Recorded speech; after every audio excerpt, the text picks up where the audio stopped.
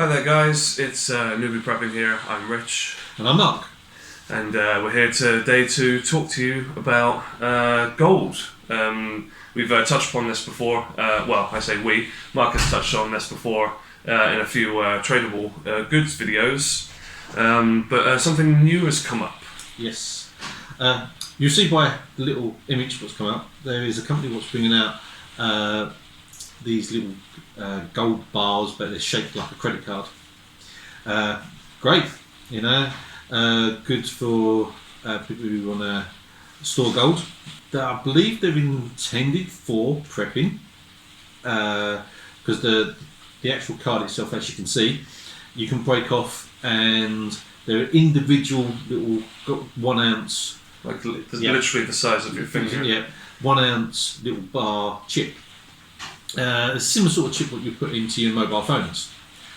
So we really wanted to talk about it. Now I have seen other YouTuber who was doing a really good discussion on it, and he did go through like pros and cons of having the gold bar, and he said that he's not one who would have gold, but he did say at the end he would put it in his bug out bag, which for me was endorsing by getting gold.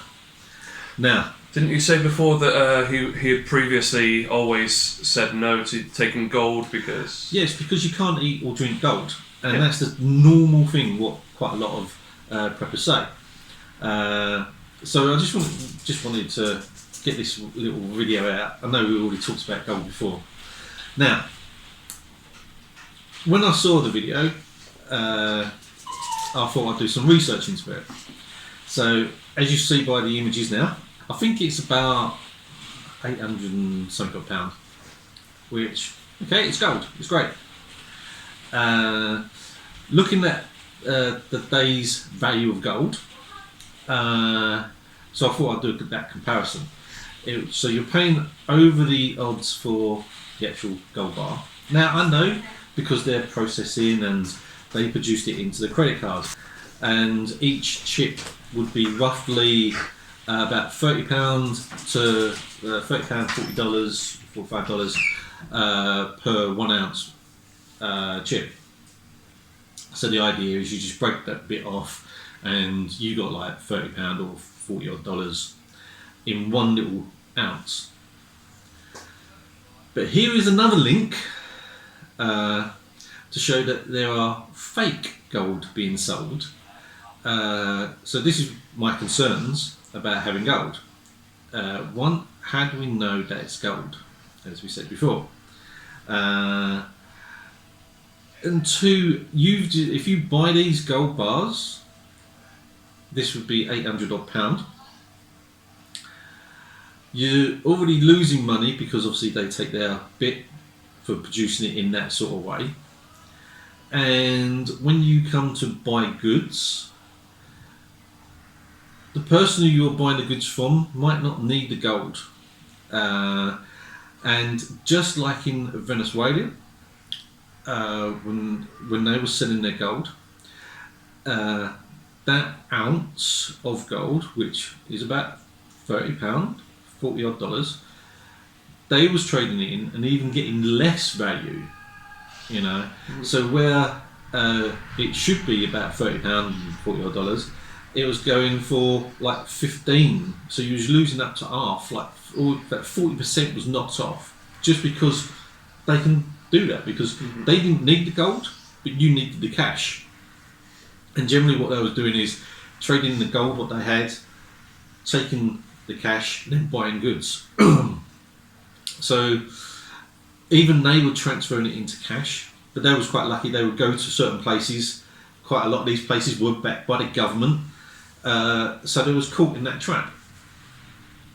So this is why, for me, buying gold is not a great idea, because you're paying over the top, and when you've got the gold, you're deflating the gold's value because the person might not want it, or they're in a position where they can offer you less, and you're going to be taking it because you're desperate enough in either getting the money to go and spend it in other shops, or trading it with the goods. And most shops won't trade in gold because they don't know if it's gold. And like from a survival standpoint as well, I know personally, like I won't speak for everyone, but like I think it's like the general rule. If someone came up to me wanting to trade gold, that proves to me that they've got nothing else to trade with apart from this, arbitrary metal that doesn't really mean anything anymore in this sort of time frame where shit's hit the fan. And all I'm thinking is they've got nothing else to trade, so that immediately decreases the value, in my opinion. So I'll be like, okay, I'll give you a slice of bread for that gold. Yeah. And they would probably take it because they got no other choice. Well, it's the ones who really benefit from the preppers having gold is the governments. And if the government is setting up shops and still taking in gold, then they don't really care about us. They're just making sure that they get their bit of whatever you had.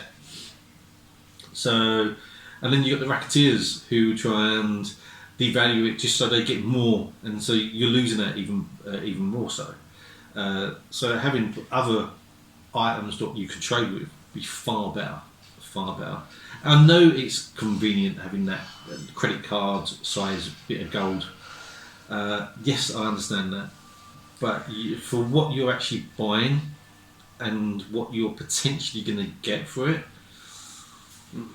I suppose it strikes me as something that's like it's designed for a prepper that already has everything, and like the sorts of preppers that are like, okay, they're 100% ready to go as soon as the shit hits the fan. They know exactly what they're doing. They've got everything. It just seems to me that even if that sort of person is already 100% ready, they're just thinking like, I mean, it's there. I've got disposable income. Like I'm not. I never really advocated for gold in the first place, but I mean, it's such a small amount, and like it's convenient to have. I might as well. Like it just strikes me as that sort of thing. It's just it's just a commodity at that point. It's like and it's a way of them making money because prepping has become a lot bigger, a lucrative business, and they're jumping on the bandwagon, and they're hoping that we will buy the gold for a prep, and they're making money off of us.